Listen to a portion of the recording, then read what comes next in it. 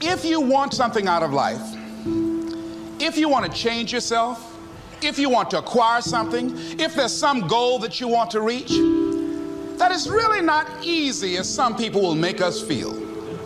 That living your dream, changing your behaviors, overcoming negative habits, it's challenging. It's hard. Most people go through life never discovering what their talents are. Most people never develop their talents. They have skills and abilities, but if you don't nurture them, if you don't develop them, they will never serve you. Your gifts can take you many places if you develop your gifts. Most of us don't like to do those things that come easy to us. I've always loved to talk to people. I decided, taking this advice, to develop my skills as a speaker. And my gift has developed and it's taken me many places.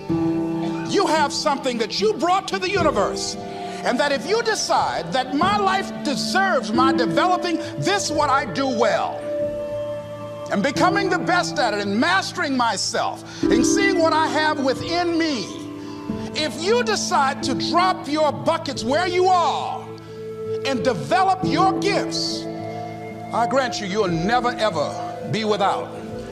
I grant you that your gifts will take you places that will literally amaze you. I grant you that if you begin to work to develop your gifts, you'll develop a strong sense of happiness. You'll get a larger vision of yourself, because part of beginning to get a larger vision of yourself, all of us need some area of our lives where we can have a feeling of competence.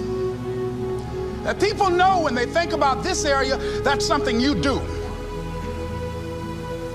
That you eat and sleep that, and that you do that, and people know it, and you know it, and you know that you know this. If you don't know anything else, you know this. Can you tell I know what I'm doing? Oh, hello. You know this. So you've got to work on it.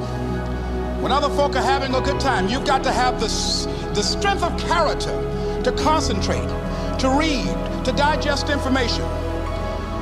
If you decide in any particular area that you're concerned about, to make a conscious, deliberate, determined effort to read one book a month in that area, in 5 years, you'll be among the top 5% experts in the world. I read a minimum of 2 books a week. The average American reads only 1 book a year. If you decide that area that you love, that you are going to master that particular area, in this era of accelerated change, overwhelming complexity, and tremendous competition, as you begin to develop and expand your skills and your talents and your vision of yourself, you will always be in control of your destiny. The next thing is, whatever it is that you want to do, you want to do it massively. I have a friend who was telling me that his sales were down. I said, well, how many phone calls you make a day? He said, 25. I said, double them.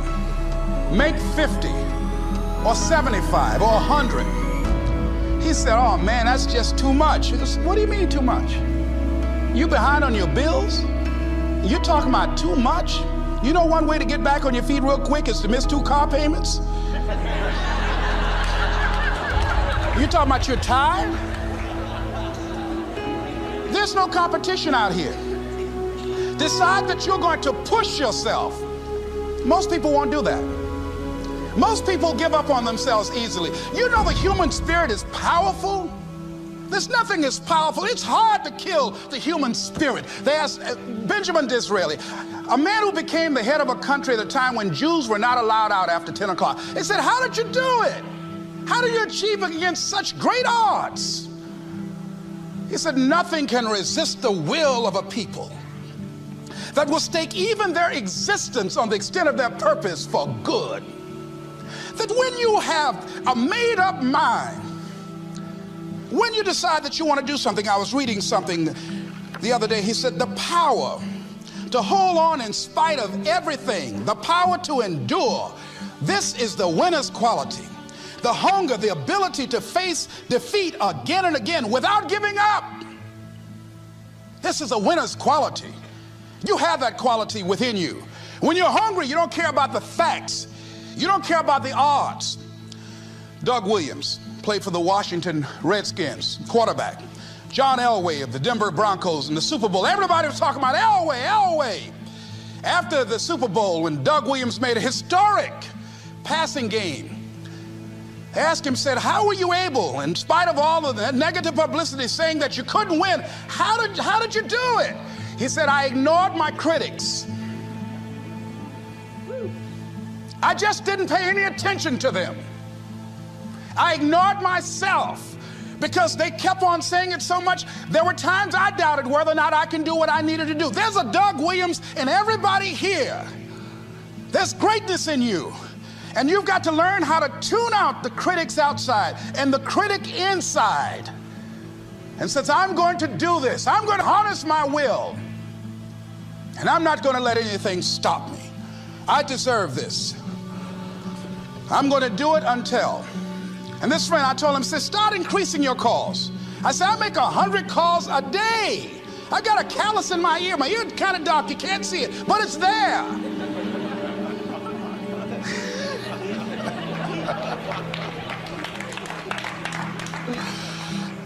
His sales have increased. He's working harder now. The other thing is that if you want something, you have got to be relentless. You've got to learn how to become resourceful. You've got to learn how to become creative. When crises strike in your life, and in the Chinese language, crisis means danger, but it also means opportunity. And this is an opportunity for you to grow. And you've got to be so relentless, regardless of what comes down the pike.